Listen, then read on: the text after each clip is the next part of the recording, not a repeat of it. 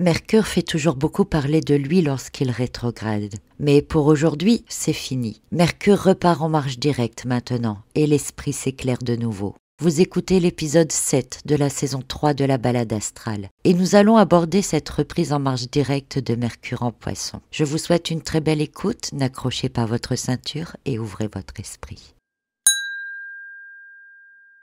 En astrologie, Mercure est la planète du mental et de la communication. Elle nous connecte les uns aux autres grâce au langage. Quand Mercure rétrograde, c'est un peu comme de la friture sur les ondes radio et cela brouille les échanges.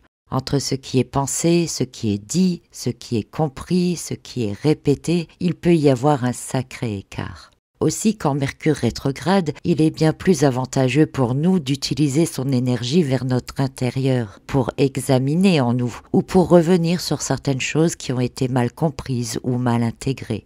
Lorsque Mercure a commencé sa rétrogradation, elle était dans le signe du Bélier. Dans ce signe, à cette période, nous avons peut-être eu de nouvelles idées qui nous ont emballés, des idées flamboyantes, des projets qui nous ont électrisés. Et puis, paf, Mercure a rétrogradé et en plus, il est revenu en Poisson. Et là, les doutes sont arrivés. Peut-être avez-vous commencé à vous demander « Attends, est-ce que j'ai pas dit oui un peu trop vite? Est-ce que c'est vraiment ça que je veux ?» Peut-être que vous avez eu besoin de vous replier, de rêver un peu plus, de revoir vos envies avec aussi plus de douceur. Et ça tombe bien parce que Mercure, en repartant direct, toujours en Poisson, cela nous invite à écouter non pas notre tête, mais notre cœur intuitif. Mercure ne reviendra en Bélier qu'à partir du 16 avril. Alors cela nous laisse une bonne semaine maintenant pour bien utiliser cette énergie de Mercure en Poisson avant que Mercure redémarre réellement son nouveau cycle astrologique. Alors que nous dit-elle cette reprise de Mercure en Poisson exactement et quelles énergies nous offre-t-elle pour que nous l'utilisions à bon escient? Cette reprise en marche directe de Mercure se réalise dans la maison 9, la maison des grandes idées, de la quête de sens, de la philosophie de vie. On est invité à se poser les vraies questions, pas celles que l'on coche sur une liste, non, les questions profondes, celles qui nous mettent face à nous-mêmes. Qu'est-ce que j'ai vraiment envie de vivre? Où est-ce que je me sens vraiment à ma place? Et si j'arrêtais de faire ce qui est logique pour suivre ce qui me fait vibrer? Parce que Mercure en Poisson, ce n'est pas la logique froide, c'est la connexion subtile. Ce sont les rêves qui font sens après coup, les intuitions qui deviennent des évidences, les petits frissons que l'on ressent quand une idée touche quelque chose de profond. Mais attention toujours, Mercure en Poisson et en maison 9, cela peut aussi parfois faire rêver un peu trop grand, trop flou. Alors il faudra bien trouver un équilibre. Car même si on peut avoir des idées géniales, parfois on pourra se rendre compte que certaines d'entre elles ne sont qu'éphémères ou qu'elles ne nous correspondent pas vraiment. Et se rendre compte que ce n'est pas dans cela que l'on veut s'investir à long terme.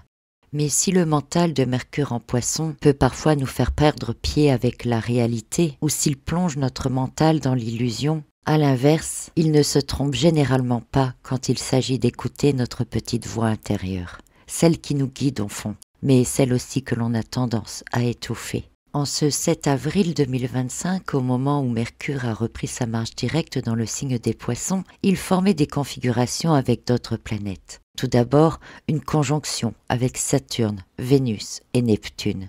Avec Vénus et Saturne, c'est très intéressant. Parce que d'un côté, Mercure et Vénus, c'est une immense inspiration, c'est le goût du beau, de la tendresse, c'est aussi une approche humaine de la philosophie, de la spiritualité. Et puis la conjonction avec Saturne nous dit « hop hop hop, stop là, 2 minutes ». Évite de divaguer dans tous les sens et tente plutôt de canaliser ton inspiration dans quelque chose de concret, de profond et de solide.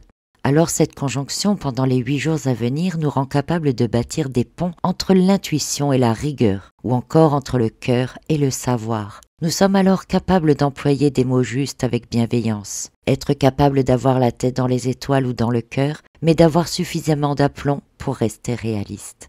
Et puis il y a cette conjonction avec Neptune qui vient tout juste d'entrer en Bélier le 30 mars dernier. Alors c'est comme si nous avions un poète, un philosophe, un gardien de sagesse et un mystique visionnaire dans la même pièce, d'accord? Sauf que ils sont tous dans un seul cerveau, le vôtre. On devient capable de capter les énergies autour, de savoir des choses sans savoir pourquoi, de chercher des réponses dans l'invisible, de fusionner spiritualité et connaissance.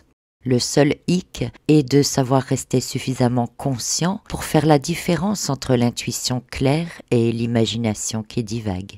Mais Saturne est là tout près et son énergie peut nous aider à faire cette différence. C'est pourquoi pendant quelques jours, nous sommes capables d'entendre clairement notre voix intérieure et de comprendre vers quoi nous devons aller pour avancer concrètement. Comme je le disais également dans l'épisode sur Neptune en Bélier, prenez le temps de laisser les choses venir à vous. Laissez remonter les désirs de l'âme pour découvrir la voie que vous devez suivre. Et puis ce n'est pas tout. Mercure, au moment où elle repart direct, elle est également en trigone avec Mars, toujours en Cancer, et en sextile avec Uranus qui est en Taureau.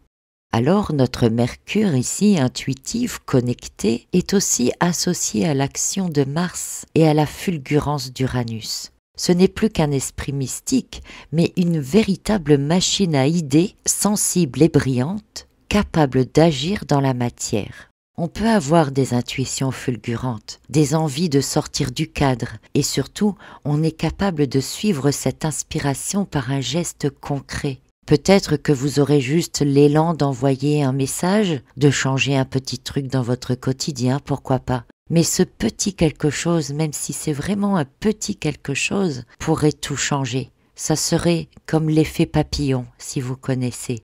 Et puis cette association Mercure, Mars et Uranus ici, pour vous donner un exemple aussi, c'est un peu comme si vous faisiez toujours le même trajet pour aller travailler. Et puis un jour, comme ça, votre intuition vous dit de changer de route et vous le faites sans réfléchir. Et sur ce nouveau chemin, eh bien vous découvrez quelque chose d'inédit ou une opportunité à saisir qui pourrait vous mettre sur cette voie que vous devriez suivre maintenant.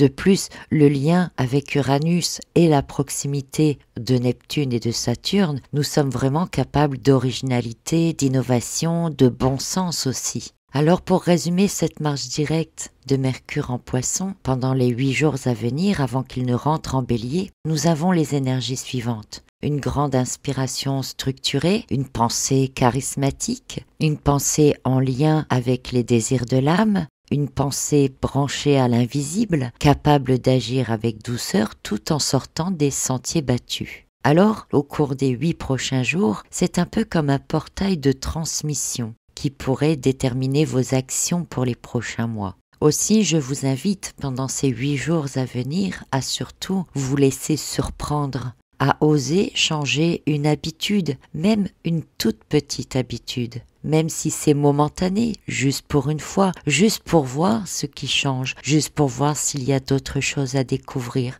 ou pour laisser pourquoi pas la possibilité à Uranus de vous faire des surprises, celles qui vous conviendraient, celles qui seraient à saisir juste par intuition, juste parce que à ce moment-là, vous saurez que c'est exactement ce qu'il vous faut. Je vous remercie d'avoir écouté cet épisode que je trouve vraiment très inspirant. Et je vous retrouve très bientôt pour la suite de cette balade astrale avec le prochain événement astrologique qui sera la pleine lune en Balance du 13 avril. En attendant, je vous invite à noter en commentaire comment vous ressentez, vous, cette reprise en marche directe de Mercure en Poisson. Quelle petite action comptez-vous faire et quel résultat cela donne pour vous? Et d'ici le prochain épisode, eh bien, prenez soin de vous et portez-vous bien.